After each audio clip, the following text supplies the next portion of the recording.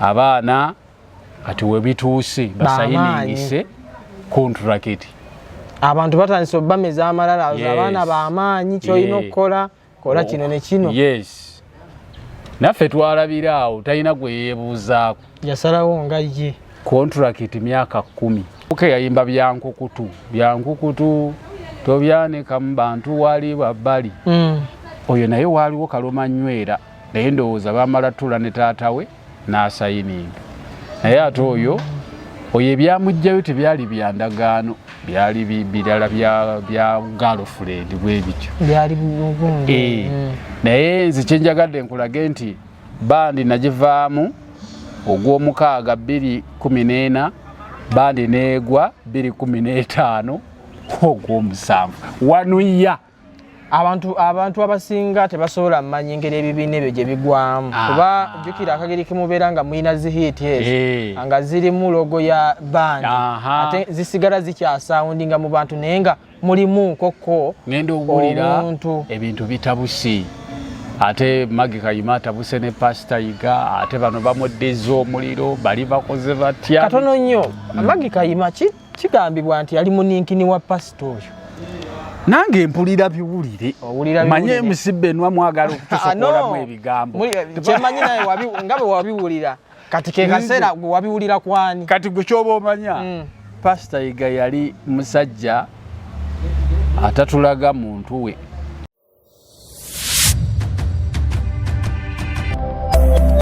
Eno ye Magala TV, okumanya we kutandikira.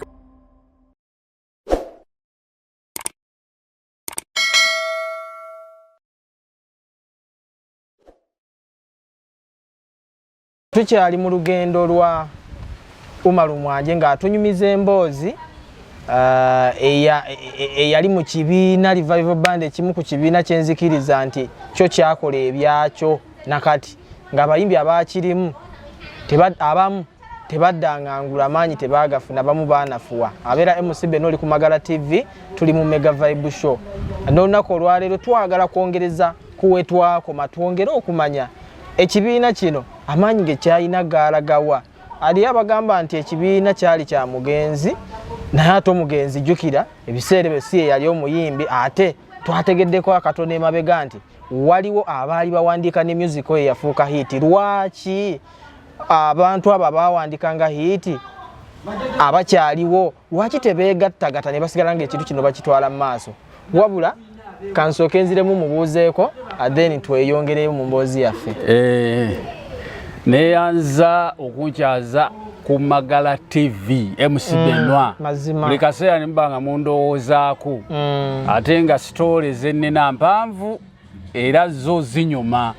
ebikyali mu maaso bye bingi. Abantu balina okumanya amazima. Endonga engeri gyesalamu ebibiina engeri gyebisasikamu. Omuntu abantu wemulowooleza nti aliko oti keeki naye ng'ekyamazima eno emabega wafu okitegeera. Tukomako wali eri emabega nga tulaba ekibiina kisasisa abakulu bamaze okwetamwa bagambye bano abaana tubaggyeko omukono mu kuba nga ababeerabira nammwe mwekolamu omulimu mugamba naye abasajja bano lwaki batutadde. Yes. Awo mu kututa nagamba nti Pastor nga abyetamiddwa. Maggie Kayima bimutama agende Sausi nange neekwatira makubo gange ngende njiribe endonge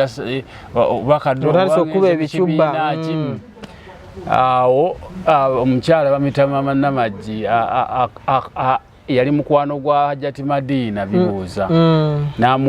n'amwogereza n'amuleeta mu Revival Band. Naye ng'amuleetanga takubangayo luyimba tebamumanyi naye ng'alina eddoboozi eddungi. Yali tayimbangako naye nga just alina eddoboozi ddungi. Yes, ebibiina abikozeemu akozeewa naye nga hiti ekyakoze eki n'amuleeta ewa Pastor Yiga ngaddamu nga bamulikodinga oluyimba olwasooka olwokubiri olwokusatu kuba bibuuza ne lukwata Hajati. Awo ne tuddamu bandi neekola ki Nesitukira ku bibuuza nagambye nesitukira mu bibuuza awo tugasseeko gundi okuze kiweewa awo sente nga tuzinoga nga bwe nakugamba luli naye era bwe yatuuka ekiseera nga bwe naga nti Madiina n'agamba sifuna bulungi sibitegeera Madiina wano yeekyanga ng'alaba nti gwe mukulembeza sente zimumuwa tezimala mutambulira ku ye ebyo ebintu nno bibeera nnyo ekivulu tutimbye bibuuza gundi okuze mitwalo 3 gye mumpa tegikola ki ziba tezimala sirina kufuna kyenkanyi nammwe ate nno olwo era nga tetuli ku kyenkanyi ebyekibiina biri bwe biti ekibiina osobola okibeeramu ng'ofuna emitwalo gy'okukumi kobe star nga buli omu afuna 10 yes tebiriiko nti ono munene ezo njogedde nnyingi kubanga ffe mu revival salale abasinga bonna baali ku mitwalo 3 salale Umaru Mwanje Bena Namisinga Hassan Ndugga emitwalo gyayo alemeka show nezza kazabanga sente nyingi jinza okubanga myaka jadda bino okugamba bya 2013 2012 ebiseera ebyo ekibaati siwe kyali ebibiina tebiriimu sente ziri mu kicuba bino ng'ofunye kagigi ebbali ninayo show ekiboga osaba mmeka awo kamu kitundu 2 kati obuzibu obwali ku revival ng'ate iyo bambi tekkiriza kicuba tebakukiriza ate nga temuli ku contract nti mwakola contract contract awo zaali tezinnabeera kujja nga just mwe mubakiririza ate wayimbyeko emakindye mu kakirabu akamu ogwo musango gwali gwa naggomola kakati mu mbeera eyo Madiina yeetamwa akola ki abikoowa bandi egwa ogwokubiri kakati awo bandi bwegwa ogwokubiri nsigaddewo era ne Kayima wange Kayima agamba tukoze tutya ayina sesetawo oyo Bena Namisinga n'agamba Bena yantugende eddoboozi kyemmanyi oliyina jantugende tuyiye nga Pastor Iga awandiika Kibaati lwe luyimba lwa Pastor Iga lwemmanyi nga teri yalwongeramu kigambo nga buli kimu yakyewandiika yes ng'aleeta nga bakola luyimba ng'oluyimba alupika ebiseera bye wali ongambye nti Pastor Iga yali yeetamiddwa mumukonvinsinga mutya okubanga akkiriza nti kanyungewo omuntu omulala ate mwe mwaliwo ebiseera ebyo anti kakati Pastor Iga yenga ye ekyobudongo kyamuli munda kuba yali muyimbi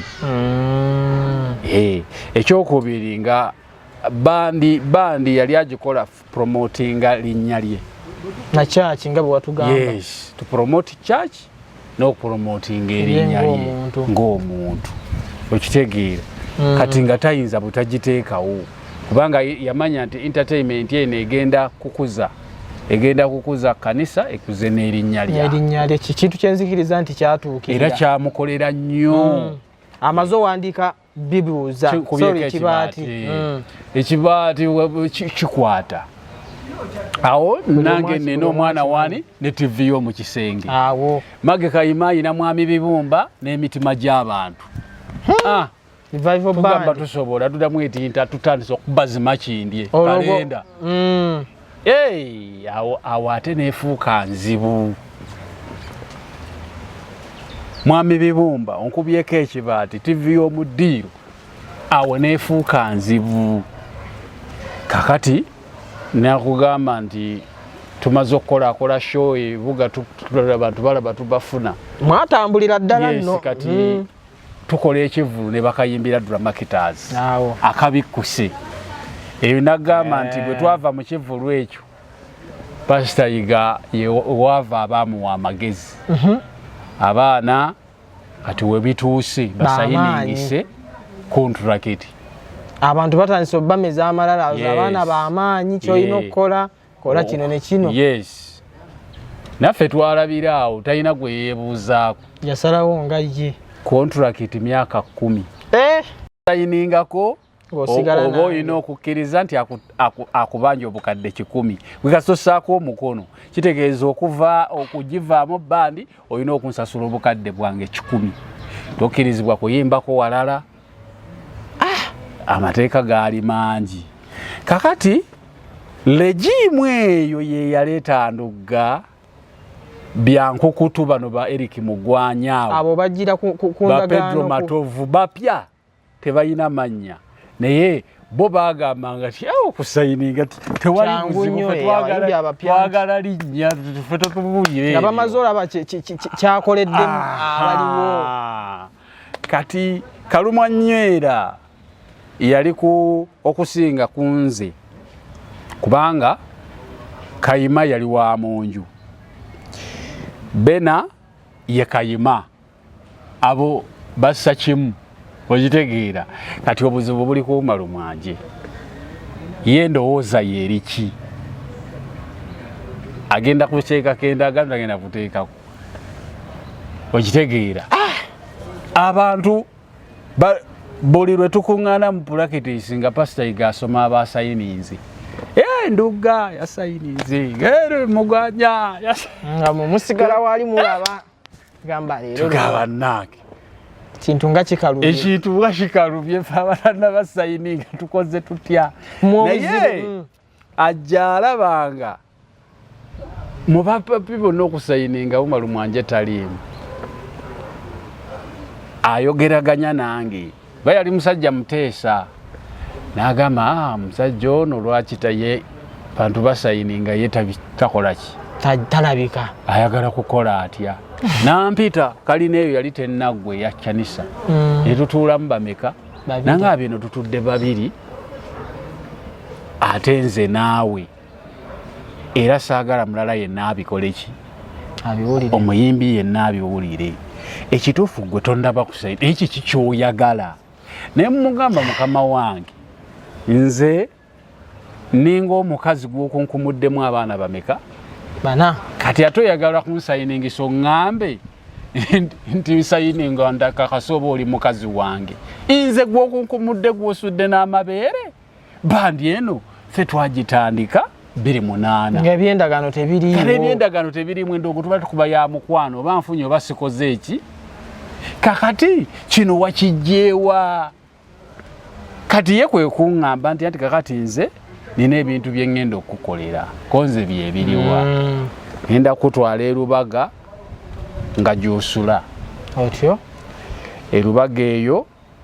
ngulirengayo emmere owulira enju zaali rubaga awo bamaneja abasinga era Kafeero Joni waliwo Kafeero Joni yali asulayo n'ebibuuza n'Endugga nze nagaana yamugamba mukama wange ebyo byonna ne bw'obimpa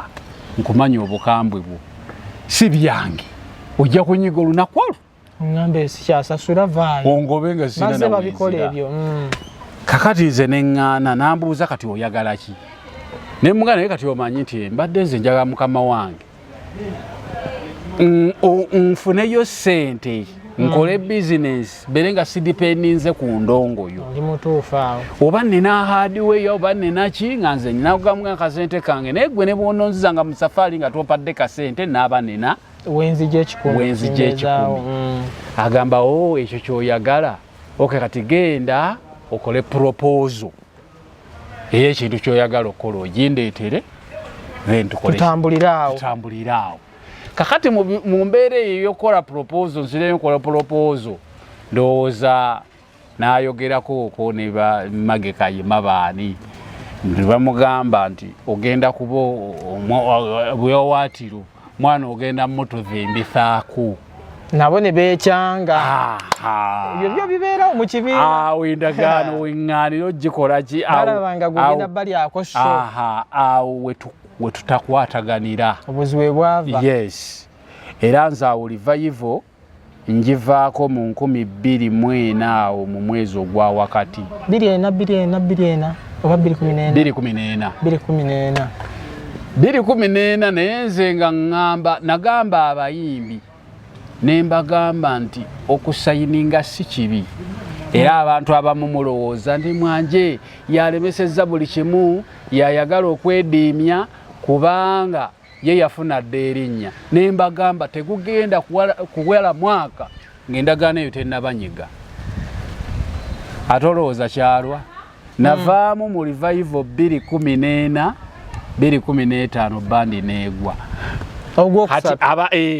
kyovola babamagaye mwasuula revival omusajja mwamulekerera ekintu ne mukikola ki ne endagaano zibatuuse mu bulago ng'abayimbi abaliko bagenda nti okola anti awo kyatuuka ekiseera ate Ndugga n'akuba hiiti kubanga ate Ndugga okujja kwe 2011 yaliwo lwakuba ekyo saakigamba naye abaana ba underdog bitwakozesa ng'ebyo ebivulu byonna bikabikkuse nga Ndugga yalina okujja ggulawo abeeramu agulamu katenerayiza azina Ndugga oyo gw'omanyi muzinyi mulungi azannya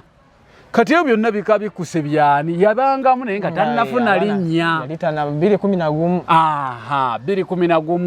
2012 yalimu nga yakola dde endagaano atakolanga nga ne pasita yiga tannamukkiriza buki kati okulaba Ndugga nti asobola okukola kino nga Umar Mwanje avuddewo yekyanze era oluyimba lwa Ndugga ekituufu yalukuba 2014 olusooka ebintu bizibu naye ate nga mu revival yalimu emyaka 3 emabega nga ye kigula luggi teryamumanyi nga tebamuwabudde temumuteekako birowoozo tugambe gwe waleetera Ndugga okuvaayo kizibu nnyo kyagamba omuntu naye gweze kyoba omanya nze yali ki ne opportunity mu legacy ku basajja nga buli kintu kyonna basooka kirowolezaani manyi wabawo omuntu buli kirungi kyonna kye balowoozanga Mwanje kano okasobola Mwanje kano okitegeera basooka kukuwa n'okituulamu bwe kigaana ate kyabanga kizibu kati opportunity ya Ndugga yagifuna nnyo nga Mwanje akoze eki kugamba bakireeta nga tewali option mwalimu abasajja bammeka baalimu abawera bakiifu Abdukabugo yayimba luyimba kyoli oyo yayimba oluyimba ennyimba ze ziri awo yayimbako oluyimba Kabaka n'alusiima ne bamufuula chief ne bamuwa eyo n'omuluka naye ennyimba ze teziba tezaatunda nnyo kusawundinga kakati mu mbeera eyo 2014 nga bwe nkugambye nze n'enkita ono akubye ebintu bizibu era bazzeemu awo babandi wadde wali yakyankalanamu ne batuula nga nvuddemu naye era baddamu ne bazimba baleese ebintu bizibu awo basigaddewo mu bayimbi abanene abaaliwo muyimbi ki eyasayininga endagaano ng'ogyeko ggwe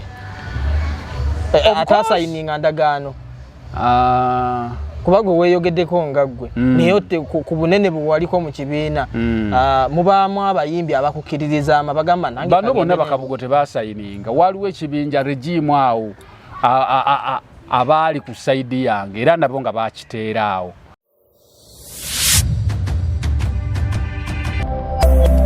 eno ye Magala TV okumanya we kutandikira.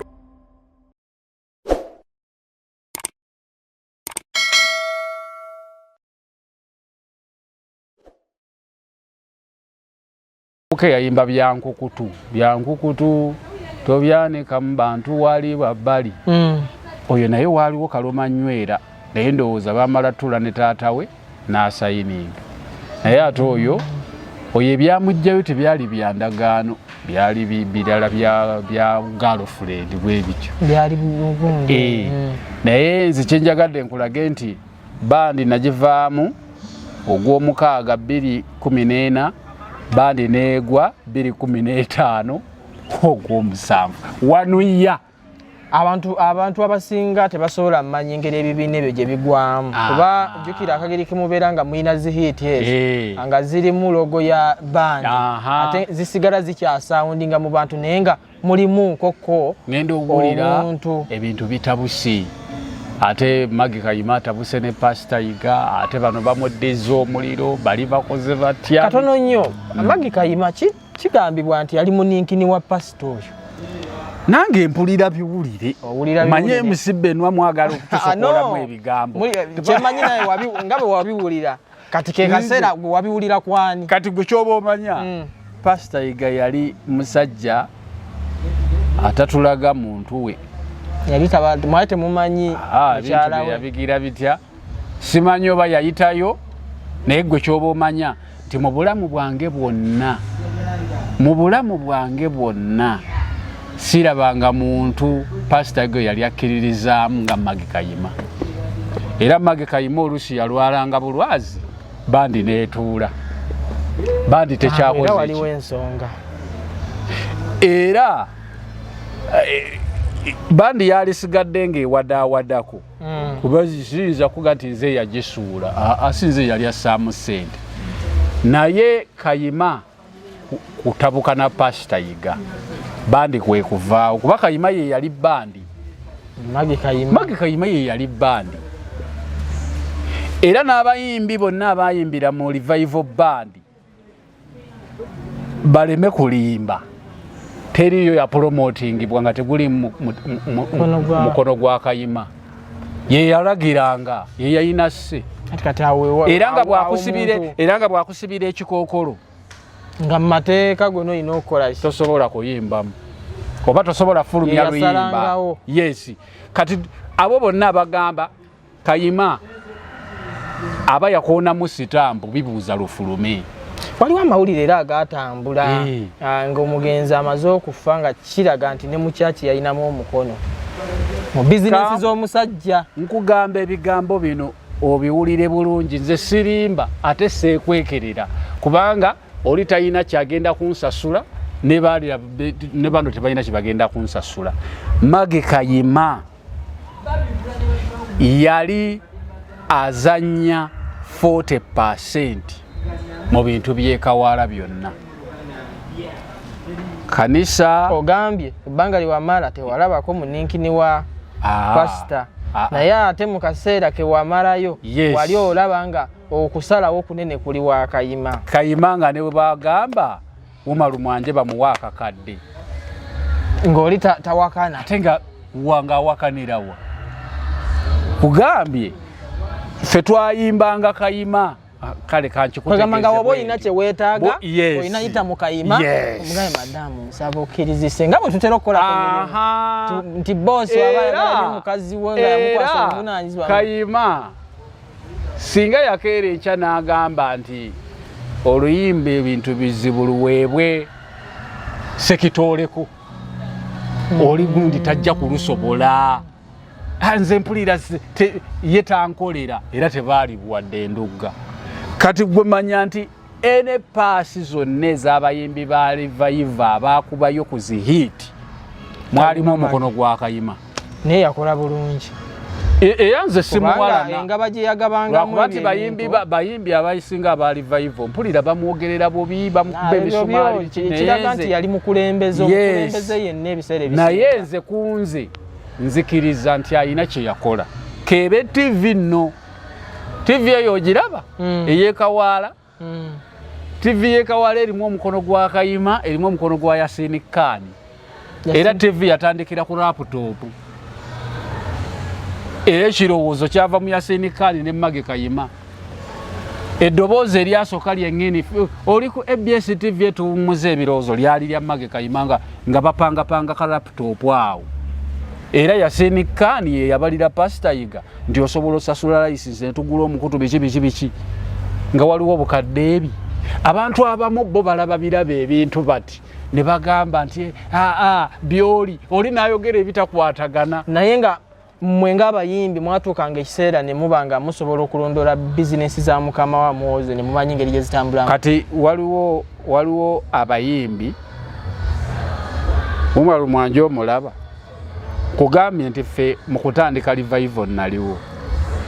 Fred the writer yali omuwandiisi w'ennyimba za revival ezisinga hit Yasini Kani oyo omumanyi be yali yawasaako ne Bena samuyinamu n'omwana Yasini Kani yali akwata video Mage Kayima Jackie Babirye gwe nayimba nayo omwana wa mkyala era naye ayina mu pastor ig'omwana ndowooza bebo waliwo n'omukyalo bamuyita Maama Namaggi n'omwami bamuyita Abasi Senkubuge yali manager wange eri emabega abo abantu baali kinene nnyo mu kumanya eby'omunda bya Kawaala mu kumanya ebintu by'omunda eby'Ekawaala n'okumanya tikino ekivulu tugenda kugaba piki fwe omupiira tuba twagumanya dda nti tugenda kugaba piki mu kivulu bwe kiti tukoleyo akantu bwe kati ebintu byonna ebyakayima kufuuka nze mba nsobola okubuulira byajja bitya byatandikirawa byava kuki kati waliwo abantu abamu era abo benkumenyedde be basobola okuwa sitoole nga bwenjikuwa naye abasinga bazze babuukira biki nga tebamanyi tebafunye obadde okimanyi nti revival yayagala okuddawo okwo Pastor Yiga yaddamu n'ampita phase mwaka kyo 2016 different yeyo nga yo yagwa ddi nga olaba nti guno gwe mwaka gwenyinza ogamba nti revive yes kakati kubana kati tedda yagendera ddala revival bwe malogira batabuse bamage Kayima baani biki bigize TV yo yasigalawo yo TV yasigala ekola kati Pastor Yiga n'agamba nti wayi kangira mbeera ne TV yange era kasita naye empromotinga mu revival nfunyemu ABS naye revival yaleta ABS yes revival band yali etunda Pastor Yiga bwe yafuna ABS nga revival ne bwe bateriiwo ABS era entunda okitegeera kakati atuuka agamba naye era kyetaagisayo entertainment netanga band yenezzeewo addamu ampita ayita n'oyo omuwandiisi Fred the writer tutuula eyo waggulu ku kalina agamba nti banno osobola obbazza oba osobola okuzza banno ne mukuba endongo konze kangezeeko tulabe nti tuddamu era ye n'agamba n'obulango njabba wanga bwa bwereere ku TV gye munaalaga yonna n'ennyimba zammwe zikubibwe power play konze kale nga ntandika simu ne Fred oyo the writer nga tukubira buli muntu buli muyimbi eyali muki Madina yakkiriza nadda Ndugga nadda abayimbi 2016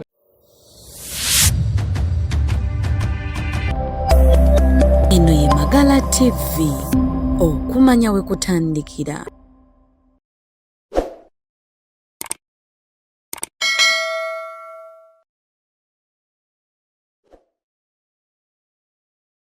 Abayimbi abo byankukutu nadda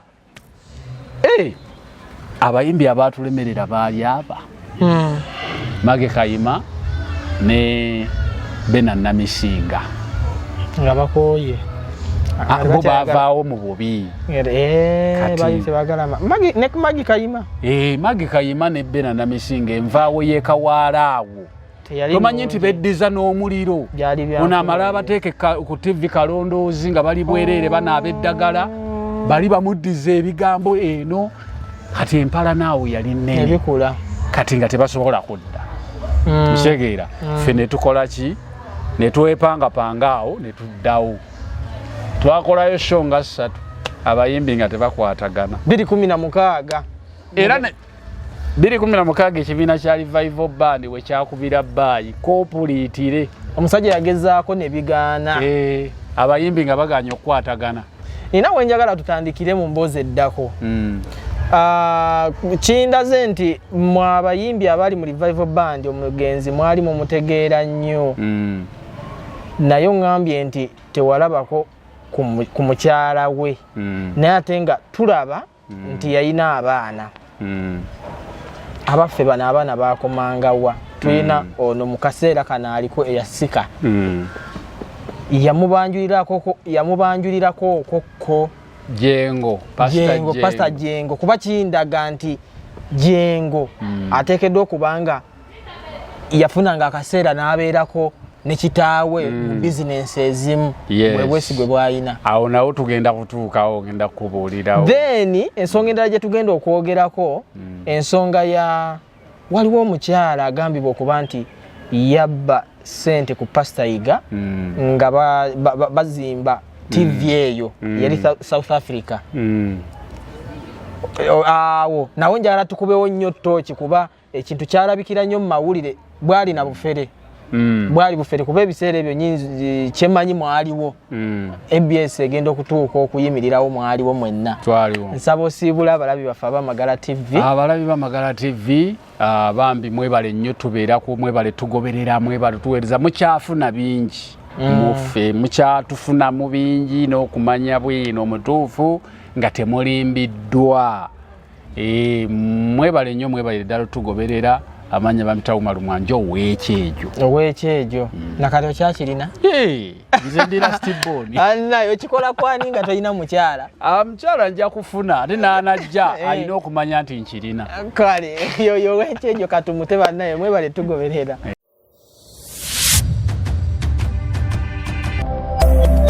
Eno ye Magala TV, okumanya we kutandikira.